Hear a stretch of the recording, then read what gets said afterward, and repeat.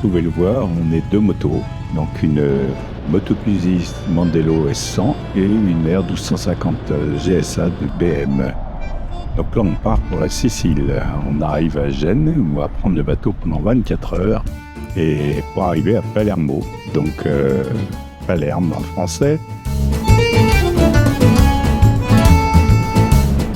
Alors c'est long, une traversée de 24 heures sur un ferry, il n'y a pas grand chose à faire, mais bon, le tout c'est de prendre ça du bon côté et on arrive bientôt.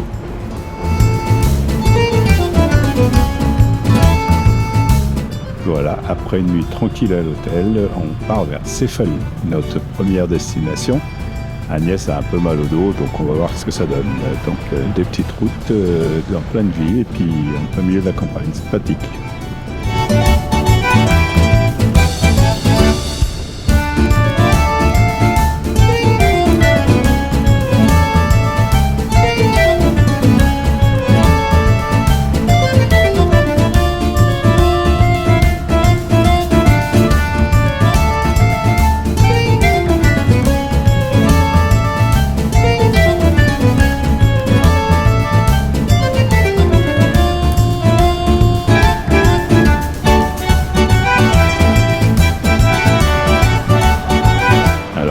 Cefalù, au nord de la Sicile, donc une ville balnéaire avec un beau rocher et puis une petite partie piétonne bien sympathique qu'on a fait en long, en large, en travers.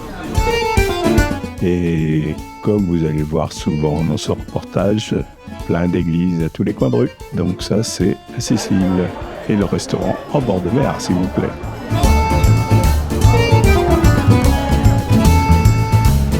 Là, on repart dans les montagnes. On a trouvé un petit hôtel perdu dans la campagne, à Castelbuono. Et donc, on va passer une journée là. Donc, ma doudou Agnès ne s'arrange toujours pas. Et ça change de paysage. On était en bord de mer. Maintenant, on est dans les montagnes. Ça rappelle un petit peu la Corse.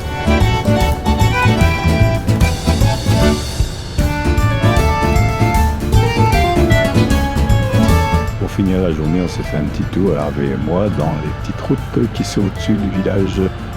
On voulait avoir un point de vue, mais on n'a pas eu grand-chose. Donc on est revenu. Donc voilà, une petite route bien sympathique, souvent pavée dans les villes. Et comme d'habitude, ça monte, ça descend.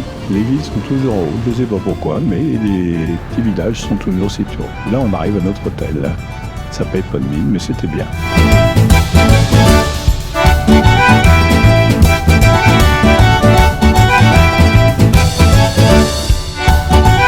Petite visite de la ville avant le dîner du soir. Donc, encore une fois, des églises et un village encore tout en haut perché. Et donc voilà ce qu'on voit de la grande place, on va dire, de Castelbuono. Donc dans les montagnes. Et puis là, c'est le resto. Alors en route vers Milazzo. Donc pas grande forme pour Agnès. Donc ils prennent plus court. Moi, pendant ce temps-là, je prends les petites routes de montagne, donc quelques centaines de kilomètres dans les virages, etc., bien sympathique pour tous les cas. Voilà notre étape du soir, de la veille, toujours sur route pour vers Milazzo, donc en passant par différents petits villages qu'on va voir au fur et à mesure.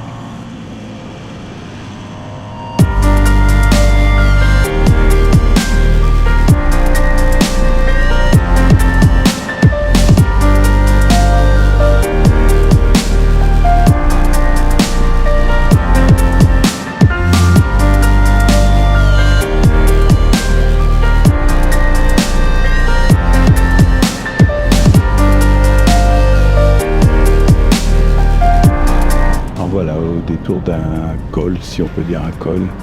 Voilà les vues qu'on a, et puis tout à coup, on s'aperçoit que sur la butte, c'est rempli de maisons, mais c'est encore un village. Ici, c'est le village de Kanji.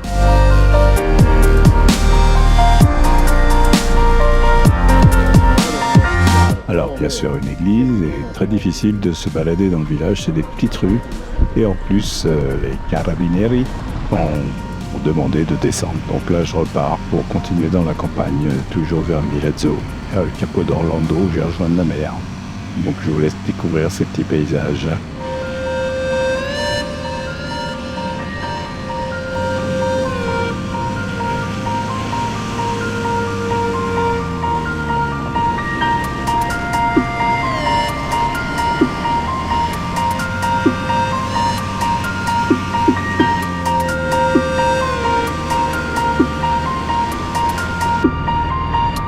on débouche dans des petits villages comme ça.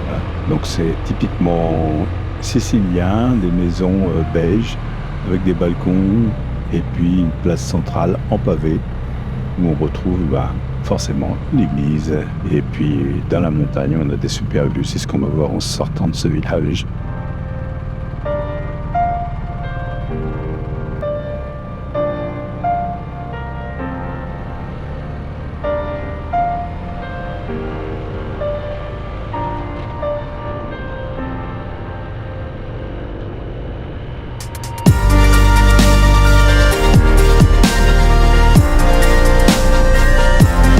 Tiens, mais c'est l'Etna qu'on voit au fond. J'en profite ici pour parler un petit peu de la conduite en Sicile. Donc vous voyez sur toutes les routes il y a une ligne blanche. Donc au début on respectait et en fait on s'est aperçu que cette ligne blanche allait tout le temps sur les routes. Il n'y a pas comme nous des pointillés pour doubler. Donc on fait comme si il n'y avait pas de ligne blanche. Et pareil pour les panneaux de vitesse, on a remarqué qu'il n'y avait pas grand monde qui les suivait. Toujours des traversées de village au fur et à mesure qu'on avance et puis on découvre des paysages plus ou moins variés. Donc là, comme je suis dans les montagnes, ça tourne pas mal, donc c'est intéressant. Ma foi, sympathique cette journée.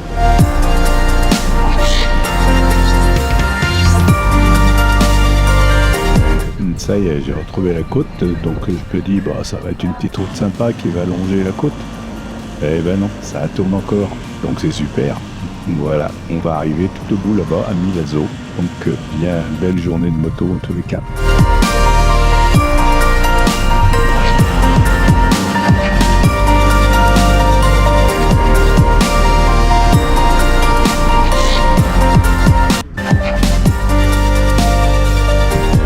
Donc là j'ai retrouvé le compère.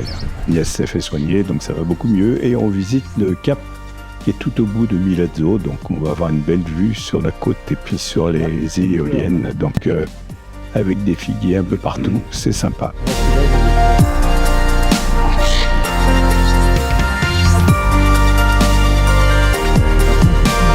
Un petit chemin qui va nous permettre de voir tout ça. Donc les trois larrons qui se promènent pour découvrir tout ça. Donc Milazzo est au fond là-bas, et puis quand on continue à tourner, on pourrait imaginer qu'il va y avoir Cefalù où on était avant, puis encore plus à droite, tout au fond, on pourrait imaginer qu'il y a Palerme, et puis après on continue de tourner et on découvre les îles éoliennes où on ira demain. Monsieur Français. Bonjour monsieur. Nous comprenons.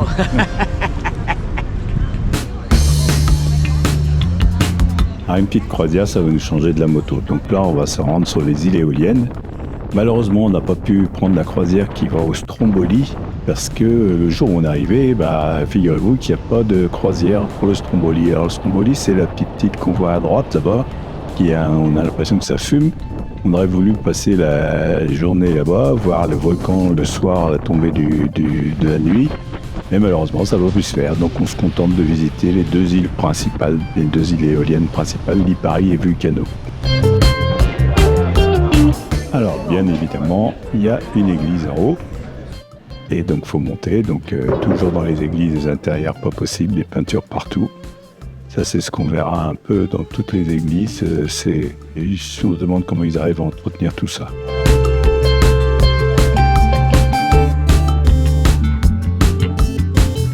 Petite visite au cloître attenant à l'église. Et puis une petite vue de là-haut pour voir le village de Lipari. Donc les petites rues de Lipari, toujours habitat avec les balcons. Et puis là, on repart entre les îles pour visiter des petits rochers qui sont entre les deux. Et ça rappelle un peu la Corse, pas des îles, des falaises, des bouts de rochers qui sont dans la mer avec des grottes. Donc bien sympathique tout ça.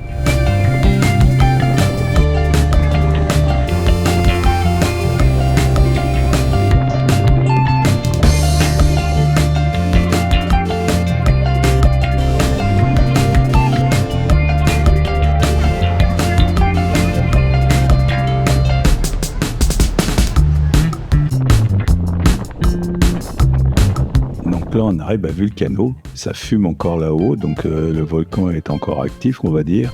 Et c'est notre première baignade. Donc, plage de sable noir, une eau très bonne et un beau décor. Enfin, tout ce qu'il faut pour être à l'aise et se rafraîchir après une journée un peu chaude. Donc, c'est notre première baignade.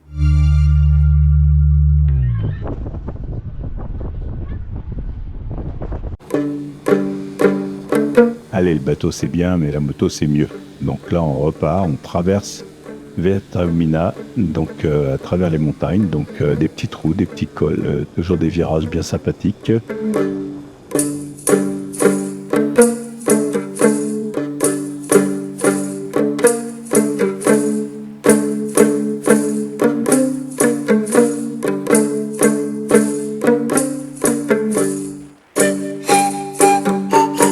Et après quelques dizaines de lacets, de virages dans la montagne, on va retrouver la mer et on va retrouver la ville, donc qui se trouve tout en haut, évidemment.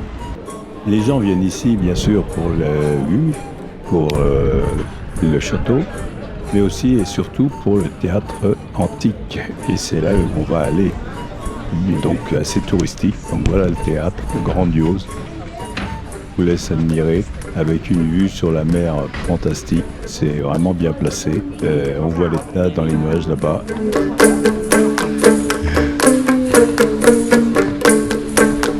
Alors c'est un théâtre gréco-romain qui est en centre-ville, à l'est d'un promontoire. Et il a été commencé au IIIe siècle avant Jésus-Christ, sous le règne du gouverneur Hiéron II. Alors il fait 109 mètres de diamètre. Et dans les gradins, il y a 9 secteurs et ça peut accueillir 5400 personnes, mine de rien.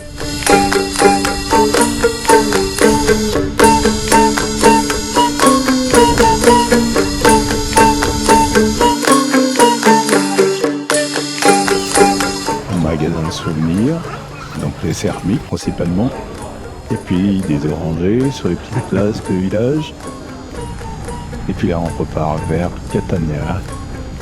Qui est notre étape du soir. Donc on redescend au niveau de la mer et là on va se faire un petit peu de ville le long de la côte.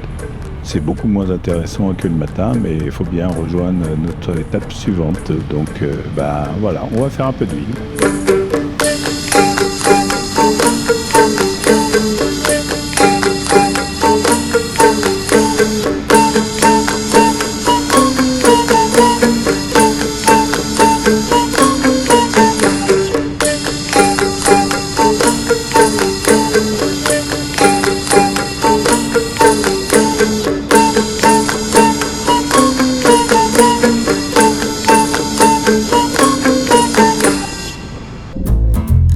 Alors aujourd'hui on attaque l'Etna, donc il y a un grand vent et donc voilà, c'est un volcan qui est situé à 3400 mètres d'altitude et c'est un des plus actifs d'Europe. Donc nous on a eu de la chance ce jour-là, il n'était pas en activité mais il y avait du vent. Donc on a été obligé de faire la queue pour monter en 4x4, on n'a pas pu prendre les œufs.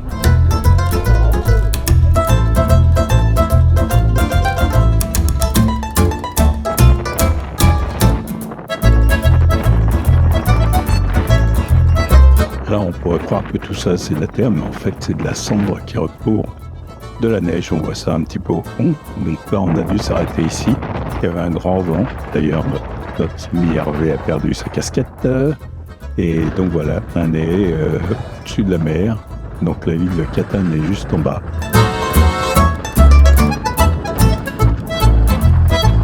Alors pour la petite histoire, si on avait été 2 jours après, on serait tombé en pleine éruption. C'était le 2 juin qu'il y avait une éruption et donc là on aurait fait comme tout le monde, on serait descendu tous en courant.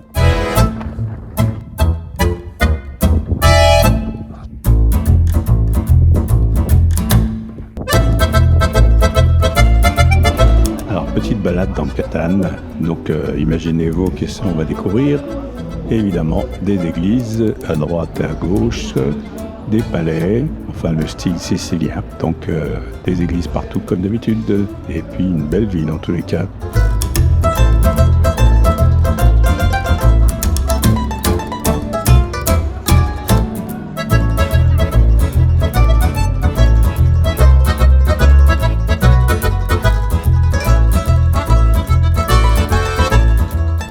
une petite place bien carrée avec des immeubles plus ou moins rénovés pour certains et en délabrement pour d'autres. Et en fait, c'est là que l'on va déjeuner ce soir. Donc, joli coin, jolie place.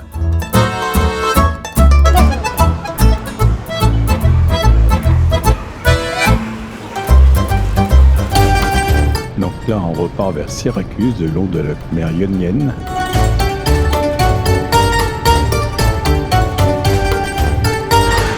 Alors, Syracuse est à 17 mètres au-dessus du niveau de la mer, donc pas grand-chose, mais une mer très jolie, très claire.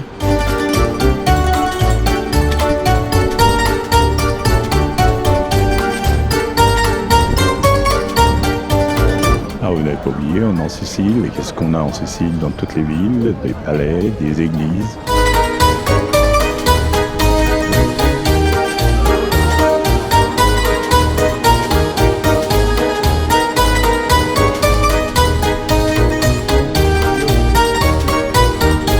Alors après une visite de la ville, on se retrouve à notre hôtel où il y a une belle piscine. On a bien profité pour se rafraîchir avant d'aller manger dans un petit resto dans la campagne, bien sympathique ma foi.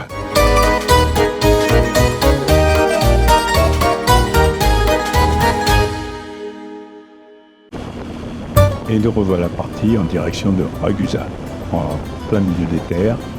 Et sur la route, donc toujours des petites routes de montagne, donc toujours des petits virages et des routes plus ou moins bien faites. Et on s'arrête à Noto, où là, devinez quoi, on va encore rencontrer une ville avec des églises à tous les coins de rue et des palais aussi à tous les coins de rue. Impressionnant tout ça. Mais bon, il y en a encore d'autres et des nouvelles, vous allez voir.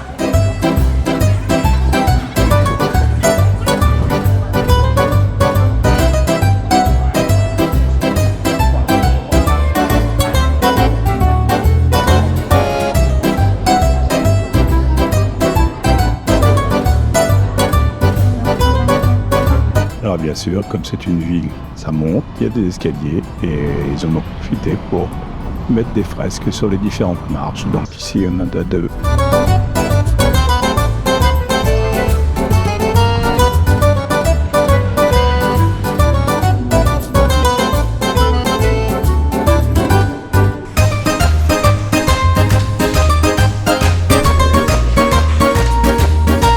Alors on est arrivé à Ragusa, notre ville étape, donc on y retrouve des églises. Cette ville est encore sur un promontoire, donc on doit encore avoir à descendre, à monter, donc toujours richement décoré ces églises. La cathédrale de Ragusa, donc assez croyance, assez seigneur.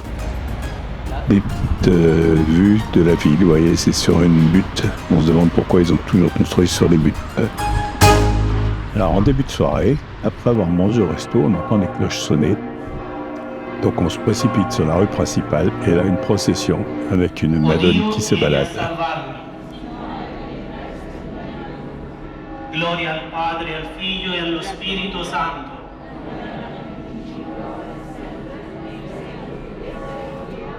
Preservaci dal fuoco dell'inferno. Il primo giorno della settimana. Al mattino presto le donne si recarono al sepolcro, trovarono che la pietra era stata rimossa. Affidiamo questo ammalato, questa ammalata. Donc là maintenant on part vers une petite balade autour de Ragusa et on va arriver dans un site archéologique. En fait ce sont des caves d'Ispicap et c'est une vallée qui a environ 13 km de long et qui est pas loin de Modica. Et donc là, on est a priori sur des choses qui se sont passées au niveau proto-historique, donc des nécropoles préhistoriques, des catacombes chrétiennes, il y a des oratoires rupestres, des quartiers résidentiels qui se sont succédés depuis l'âge de bronze et jusqu'au Moyen-Âge, donc c'est ce qui reste.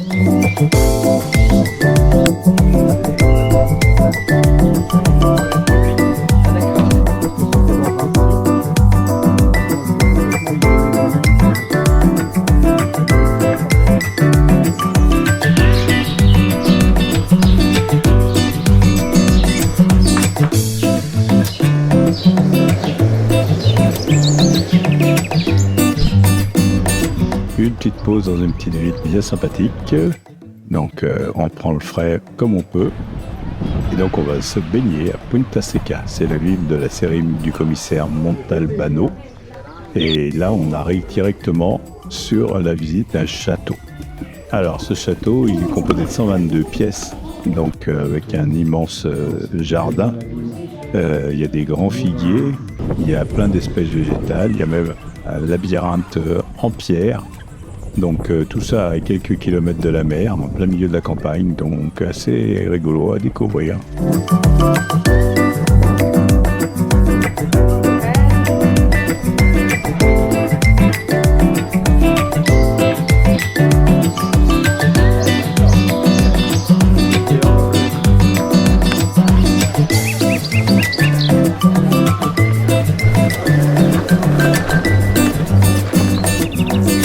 De retour à Ragusa, on va sur l'autre partie de la ville ancienne, et bien sûr là on retrouve des églises, et puis on va se faire un petit resto là avant de rentrer à la maison.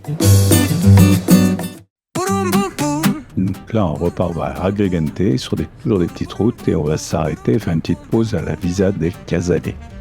C'est une villa qui était le centre d'un immense domaine. Elle a été utilisée à peu près pendant 150 ans d'après ce qu'ils disent. Ça a débuté sa construction à la fin du IIIe siècle. Il y a une trentaine de pièces décorées, donc ça fait 3500 mètres carrés de mosaïque par terre. Donc je ne sais pas si vous imaginez, mais c'est grandiose.